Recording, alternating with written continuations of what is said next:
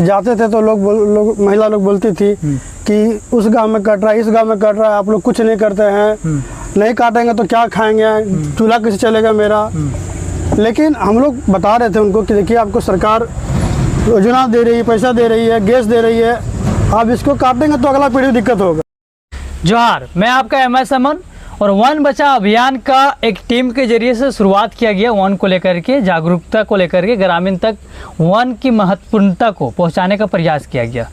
कितना सक्सेसफुल रहा आइए बात करके जानकारी लेने का प्रयास करते हैं और ये भी जानकारी लेने का प्रयास करते हैं कि वन कितना इम्पोर्टेंट है, यानी कि जंगलों को बचाना और जंगल रहना कितना महत्वपूर्ण हो सकता है। इंसान का जब गाँवों से शुरुआत किया गया तो गाँवों के लोगों को कैसे समझाया गया, किन किन समस्या से गुजरना पड़ा, क्योंकि ग्रामीण के लोग एक ही चीज़ जानते हैं कि जंगल जाना है, जंगल से कटाई लकड़ी को करना है और अपना पेट को पालना है।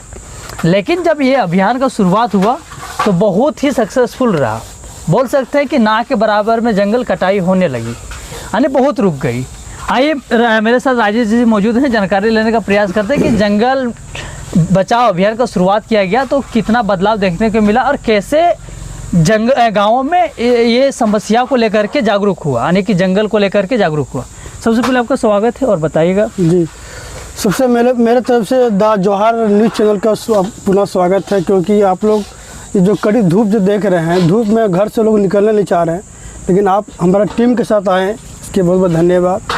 जैसे कि हम लोग 12 अप्रैल से ही 12, 13, 14 3 दिन का हम लोग अभियान प्रारंभ किए थे। लेकिन इस अभियान से हम लोग जो गांव में गए इतना अच्छा रिस्पांस मिला, जो कि हम लोग अभियान को लगभग 10 दिन चलाए और 10 दिन हम लोग 40 गांव जाकर पूरा किए। हम लोग गांव में जाकर गांव में बैठक करते थे कि जंगल बचेगा तो अगला मेरा जीवन सुरक्षित है, अगला पीढ़ी सुरक्षित है, पर्यावरण की समस्या नहीं होगा।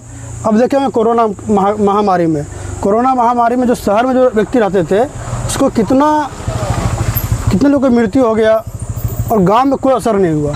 ये सब कारण क्या, जंगल बचने के कारण हुआ। तो ऐसे बिंदु लेके हम लोग गांव में जाके बैठ के घरों से बुलाते थे, लोग को समझाने का प्रयास करते थे और लोग समझ भी, लेकिन लोग समझ भी जाते थे। सबसे बड़ी बात ये है। अच्छा, समस्या कुछ नहीं देखने को मिला जब गाँव में जाते थे तो, जब ग्रामीण लोग को समझाते थे तो कहीं समस्या कुछ ऐसा निकल कर सामने ही लग रहा था कि छोड़ दे, अब नहीं करें। हाँ, कहीं ऐसा लगा, जो 2-4 गांव में ऐसा लगा हम लोग को।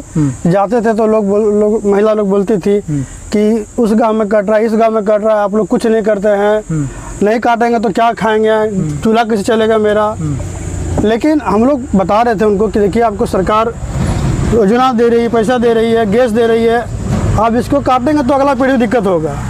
अगला पीढ़ी चाहते हैं सुरक्षित रखने के लिए, तो सब लोग बोलते थे हाँ। इसके लिए लोग समझते थे, इतना समझ गया कि हम लोग यहाँ जब बैठते थे पहले 2 महीना पहले, तो वहाँ अनेक गाड़ी आती थी, साइकिल आती थी, मार बोझा मार काट के लेके जा रहा था लोग, लेकिन अब एक भी नज़र नहीं आ रहे हैं। कारण है क्या कि जो हमारा सिपाही लोग जो हैं, सिपाही जो भाई साहब हैं, रमेश जी, दीपक जी, ये सब जो टीम जो है बहुत हम लोग को सहयोग किए। और साथ ही साथ हम लोग को टीम जो है, एक सोमरा गुरु जी हैं हमारे यहाँ, मोतीलाल जी, अशोक जी, राकेश जी और सुरेंद्र जी, ये जो दोनों का जो समीकरण जो बना ना बहुत अच्छा बना, यानी कि ग्रामीण और सिपाही को मिला करके जंगल अभियान चलाया गया और बहुत ही महत्वपूर्ण रहा अभियान और सक्सेसफुल भी रहा। बिल्कुल, क्योंकि मैं बात कर रहा हूँ जो दीपक जी, रमेश जी के बारे में बोल रहे थे, जब हम लोग अभियान के लिए गाँव निकलते थे, फ़ोन करते भैया हम लोग निकल रहे हैं, तो तुरंत वो लोग आते थे और पूरा समय देते थे, जहाँ भी जाते थे पूरा अच्छा। इतना हम लोग को लाभ मिला है दोनों से, जो कम्युनिकेशन जो बना है, क्योंकि कोई भी व्यक्ति जब लेके जाता है ना, तो हम लोग उंगली उठा के बोल सकते हैं कि भैया आप, हम लोग अपना जेब से खर्चा करके जंगल बचाना चाह रहे हैं, आप लोग कहाँ लेके जा रहे हैं लकड़ी काट के। अब इतना खौफ बन गया है, सक्सेसफुल रहा आप लोग का, खौफ बन गया है सर, कि लोग आना बंद कर दिए हैं। गाँव में जाते हैं तो लोग बड़ा अच्छा रिस्पॉन्स दे रहे हैं कि फिर से आप लोग अभियान करिए। हम लोग अभियान करने वाले हैं, अभियान छोड़ने वाला नहीं है। हम लोग हर एक महीना में एक बार पूरा गांव चक्कर मारने वाले हैं। चलिए, अगर देखा जाए जंगल अभियान जो चलाया गया बचाने को लेकर के, तो जंगल में लाभ क्या मिलता है इंसान को, जंगल से कितना लाभ मिल सकता है इंसान को, और जंगल से हम लोग क्या क्या लाभ उठा सकते हैं। मेरे साथ अभी मौजूद हैं मोतीलाल जी, आइए बात करते हैं, जानकारी लेने का प्रयास करते हैं कि जंगल से क्या लाभ मिल सकता है। अगर एक जंगल में लाभ की बात देखा जाए कि क्या क्या लाभ मिल सकता है, तो मुख्य रूप से क्या लाभ मिल सकता है कि इंसान को बताइएगा। जोहार चैनल को मैं अपनी ओर से धन्यवाद देता हूँ। जी। और जंगल की बात रही, उससे क्या क्या फ़ायदा है, बहुत सारे फ़ायदे हैं। अगर जंगल रहेगा तो समय पर बारिश होती है, हम लोग का फसल अच्छा उगता है, दातुन पत्ता के लिए ज़्यादा दूर हम लोग को जाना नहीं पड़ता है, और अभी शुद्ध हवा इससे हम लोग का बना हुआ है, जिससे बीमारी से हम लोग बचे रहते हैं। और बीमारी से तो हम लोग बचेंगे ही, साथ ही जो ज़मीन का जो उर्वरक क्षमता होता है वो बहुत ज़्यादा, अगर पेड़ का पत्ता गिरता है तो उससे बहुत ज़्यादा बढ़ता है, जिससे नदी नाला से बह करके खेतों में चला जाता है, वहाँ से हमारा पैदावार अच्छा होता है। इसके बाद उससे जंगल से बहुत सारे ऐसे जड़ी बूटी है जिससे हम लोग को दवाई के रूप में हम लोग सेवन करते हैं, और अनेक भयानक बीमारी से हम लोग बचे रहते हैं। इसलिए जंगल, अभी हम लोग जो अभियान चलाए थे, तो जब चलाए उस समय तो ज़्यादा कट रहा था, और चलते बीच में जब आदमी को जानकारी हुआ तो अभी हम लोग देख रहे हैं कि हम लोग का प्रयास रंग लाया है। बहुत कम मात्रा में आदमी निकल रहा है, वो लोग भी धीरे धीरे समझ जाएंगे तो हमको लगता है निश्चित रूप से हम लोग इस अभियान में सफल हो जाएंगे। यानी कि जंगल से अगर लाभ की बात किया जाए, जंगल से अगर जो ग्रामीण तक लाभ, ग्रामीण बोल सकते हैं, इंसान तक जो लाभ पहुंचता है, उसमें से मेन लाभ ये बोल सकते हैं कि जंगल में जड़ी बूटी है, जंगल में शुद्ध ऑक्सीजन मिल रहे हैं, जंगल का जो पानी जो आता है नाले के ज़रिए से, उससे भी पानी मतलब कुआं के ज़रिए से अच्छा पानी मिलने के कगार में आता है, चापाकल से भी अच्छा पानी निकलता है। अगर जंगल रहता है तो पानी का मात्रा भी मतलब ठीक रहती है। खेत वगैरह अगर कोई करते हैं, किसानी करते हैं, तो जंगल एक अच्छे मौसम के ज़रिए से उन्हें पानी पहुंचा सकते हैं। बिल्कुल। और जड़ी बूटी की बात ही बता दी है, जंगल रहने से बहुत सारे ऑक्सीजन का जो शुद्ध ऑक्सीजन होता है वही प्राप्त हो जाता है। ठीक है, जंगल में मतलब सबसे अलग अगर देखा जाए कार्य एक इंसान को जंगल आने के बाद जो दिखता है वो मुख्य रूप से क्या दिखता है? समस्या को लेकर के, जैसे देखा जाए पत्ता को लेकर के देखा जाए, तो पेड़ को लेकर के देखा जाए, कटाई को लेकर देखा जाए, तो क्या है मेरी समस्या, क्या नज़र आता है यहाँ पे जंगल में? एक इंसान के प्रति अगर देखा जाए जंगल में काम करता है तो क्या करता है? जंगल में आदमी चाहता है कि हम लोग जंगल में रह रहे हैं तो उसका उपयोग करें, लेकिन उतना उपयोग भी नहीं करना चाहिए जिससे हम लोग को आगे के लिए नुकसान हो। तो यही हम भी चाह रहे हैं कि मतलब वही हम लोग का मिशन भी था कि मतलब आदमी को रोके, वो अपने यूज के लिए थोड़ा सा जो मरा हुआ लकड़ी रहता है वो सब ला करके प्रयोग करें और जंगल को हम लोग बचावें।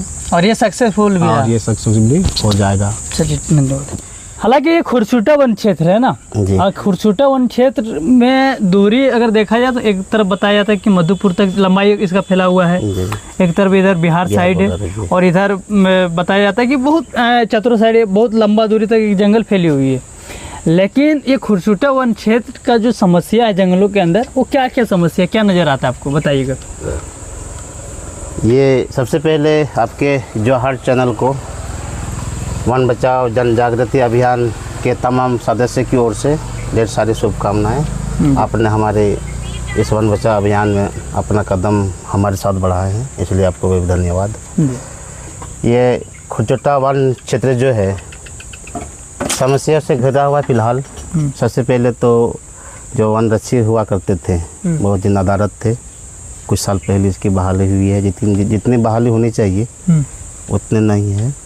जो बीट, इसका जो बीट बांटा गया है बहुत लंबा, उसका जो क्षेत्र है बहुत लंबा है, जो एक सिपाही के लिए काम करना संभव नहीं है।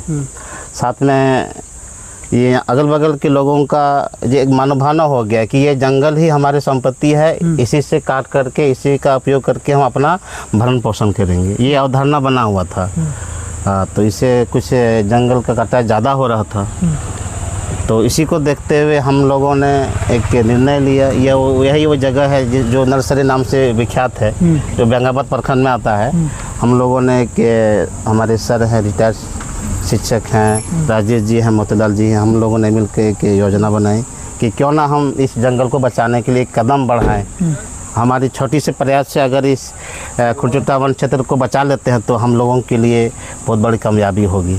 और तो देख रहे हैं कुछ ना कुछ ये हमारा पहल। समस्या क्या नजर आता है अगर समस्या देखा जाए तो? ऐसा कुछ समस्या है। हम उम्मीद करेंगे हमारे जो वन विभाग के पदाधिकारी हैं, हम लगे हुए हैं अपने स्तर से, तो कहीं ना कहीं जितना होना चाहिए रेस में वन विभाग के पदाधिकारियों को, उतना नजर नहीं आते हैं। ये एकदम कड़वी सच है। हाँ, तो उन लोग से आपके माध्यम से हम निवेदन करेंगे कि बीच बीच में आप हम लोगों के साथ रहें। हम वन समिति आपके साथ हैं, हम मिलजुल करके इस वन क्षेत्र को बचाएंगे। अगर देखा जाए खूंचुट्टा वन क्षेत्र में किसी चीज़ों की समस्या को लेकर के आने की इस चीज़ का होना यहाँ पे अनिवार्य है, तो क्या रहना सबसे इम्पोर्टेंट हो सकता है? क्या मांग है आपका DFO की तरफ से? देखिए, आपका जैसा सवाल है, ये खुरचुट्टा वन क्षेत्र जैसा हमने पहले ही कहा कि इसका क्षेत्र पर इधर पश्चिम में खुरचुट्टा मोहनिया पहाड़ी से लेके पूरब में कहाँ मधुपुर और दक्षिण में खंडोली और उत्तर में पथरो नदी बिहार से सटा हुआ क्षेत्र तक फैला हुआ ये जंगल है।